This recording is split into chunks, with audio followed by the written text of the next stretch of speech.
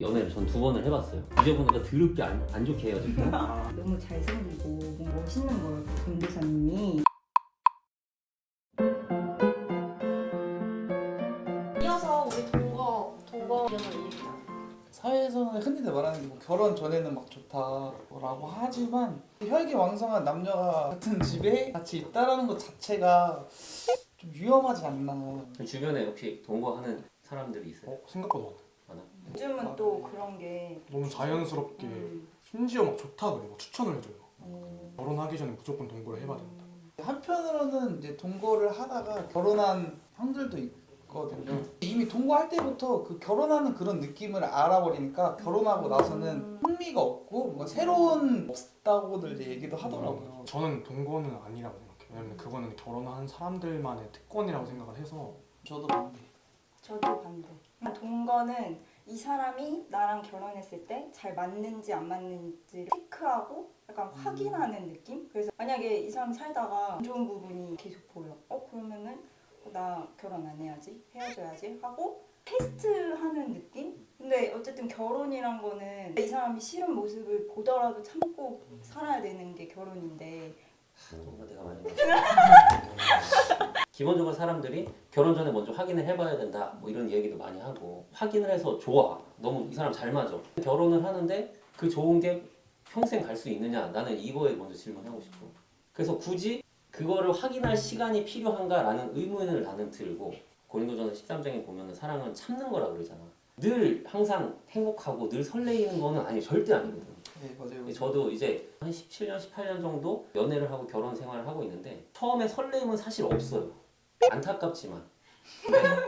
목사님 괜찮으세요? 야, 다시. 잠깐 다시. 안돼 살려. 사모님 보실 텐데? 그러니까 설레이지 않는다고 해서 이 사람을 사랑하지 않는 건 아니고, 사랑은 인내하고 참고 그 사람의 가치나 존재를 존중해주고 인정하는 것이지, 설레임으로 살아간다고 하면은 평생을 살아가는 사람은 사실 거의 없다고 생각해요. 이 사람이 나랑 맞는지 안 맞는지 확인한다라는 것은 사실 하나님의 계획과는 굉장히 반대의 의미를 지니고 있는 것 같아요. 제 개인적으로는.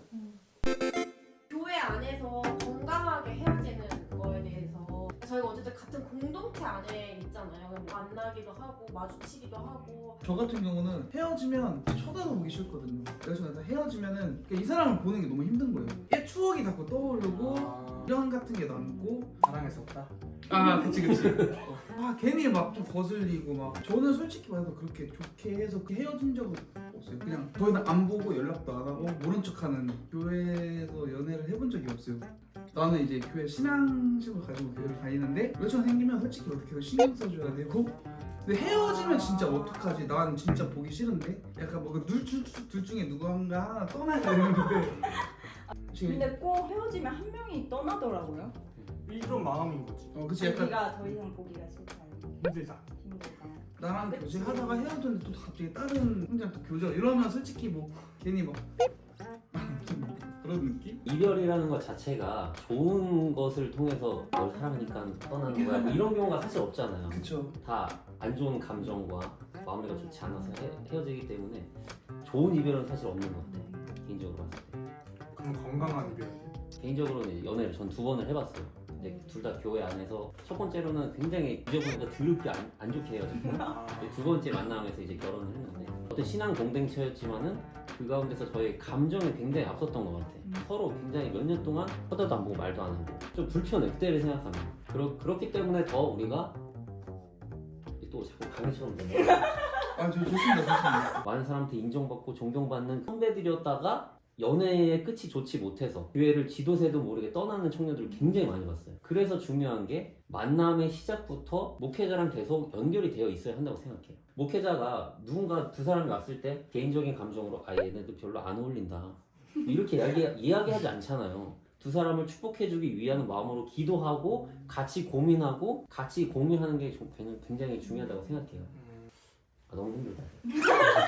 아름답게 헤어지려면 어떻게 헤어져야 되는데? 한 사람은 유혹해야 돼. 예를 들어 좀 가정을 해봅시다. 뭐 연애를 했는데 공동체에서 같이 단기 정도로 가. 근데 내 전남친이 있어.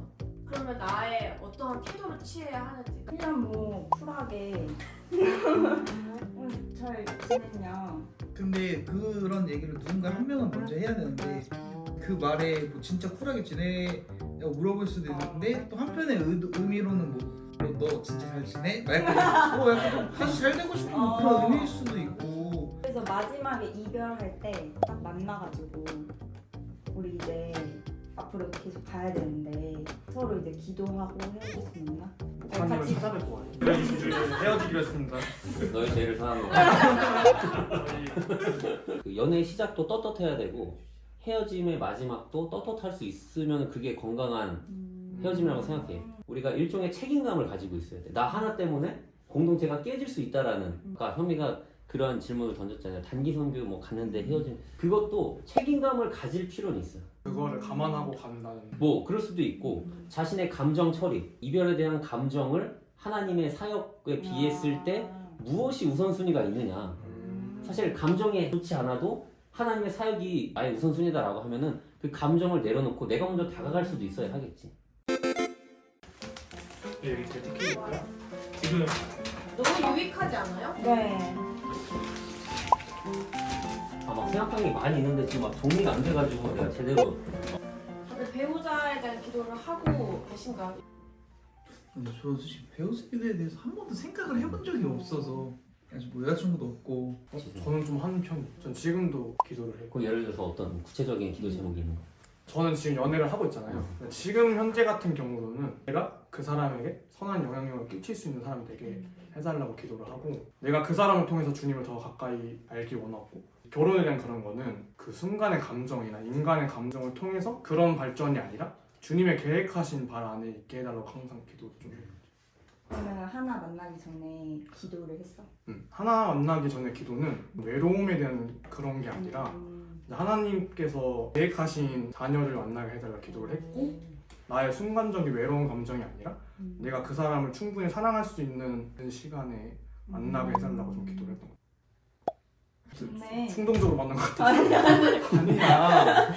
아 근데 저는 충동적으로 만났거든요. 그러니까 덜 성숙했을 때 되게 어렸고 어린 나이에 만났고 그냥 저는 솔직히 너무 잘생기고 멋있는 거예요. 그 전도사님이. 그래가지고 이게 만나고 싶다라는 마음이 들어서 만나서 근데 뭐 좋은 남자 만나게 해주세요라는 기도는 솔직히 못한 상태에서 만난 거예요. 근데 저는 연애를 하면서 진짜 너무 많이 바뀌고 많이 배웠거든요. 엄청 변화되고 성숙해 나가는. 저도 뭔가 처음에는 나 배우자기도 못했는데 그럼 이 사람이 내 준비된 배우자가 아닌가? 이런 생각도 했는데 지금도 하면 되는 거더라고요. 지금 내 옆에 있는 사람 우리의 만남을 위해서 곧 배우자 기도다. 근데 만약에 지금 솔로다 하면은 기도해. 하겠지? 근데 하는데 이제 기도를 하다 보면 예수님의 마음을 알게 되잖아요. 나한테 어떤 배우자를 주시는지 그 마음을 뭔가 알 것 같아.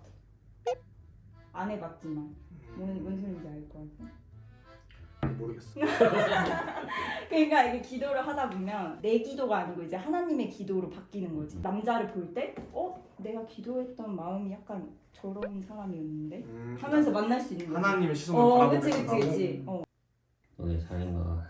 저 목회자지만 부끄럽게도 배우자 기도를 열심히 하진 않았던 것 같아요. 처음에는 이제 감정이 앞섰기 때문에 누군가와 만남을 시작했고 어떤 사람 만나게 해주세요 이런 기도는 따로 하지는 않았던 것 같아요. 그냥 이 사람을 사랑하게 해주세요 이런 기도를 했던 것 같아요.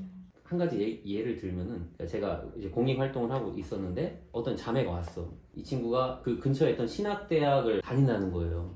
아니 어떻게 신학대학 가게 되냐 뭐 이런저런 얘기 나누다 보니까 자기는 사모가 될 거래. 사모가 되기 위해서 신학대학을 가고 이제 그 안에서 어떤 형제를 만나는 좀 그런 꿈을 꾸고 비전을 가지고 신학대학을 갔다라는 거죠. 근데 저는 그 얘기를 듣고 그 자매가 나는 무섭더라고. 그러니까는 나 김학성이라는 사람 한 명을 존중해주고 사랑해주는 감정으로부터 시작해서 내가 목사를 하든 안 하든 다른 일을 하든 그래서 우리가 결혼을 할 때 이 사람 자체를 사랑할 수 있는 물론 여기서 말하는 게 그냥 감정으로서 끝나는 그런 게 아니겠지만은 마무리가 안 되네. 너무 어렵다. 야 이거 나 그러지 마 마무리해. 나 진짜. 목사님 기도는 하는 게 좋죠. 그럼 기도는 필요한데 어떤 분들은 뭐 이렇게 하나하나 정해놓고 세밀하게 해야 된다라고 이야기하는데 개인적으로는 그게 맞는 기도인지는 사실 잘은 모르겠어. 그리고 만약에 내가 누군가를 사랑한다면 이 사람을 끝까지 사랑하게 해주세요라는 기도도 필요할 것 같아요. 어렵다. 진짜 주제마다 다 정확한 답이 없다라고. 답이 없어요, 사실은 답이. 잘 안 먹는 사람인데 이거 거의 다 먹었다. 이게 처음이자 마지막이 될 수도 있고 뭔가 다시 하는 계기는 뭐예요? 조회수가 잘 나와야지.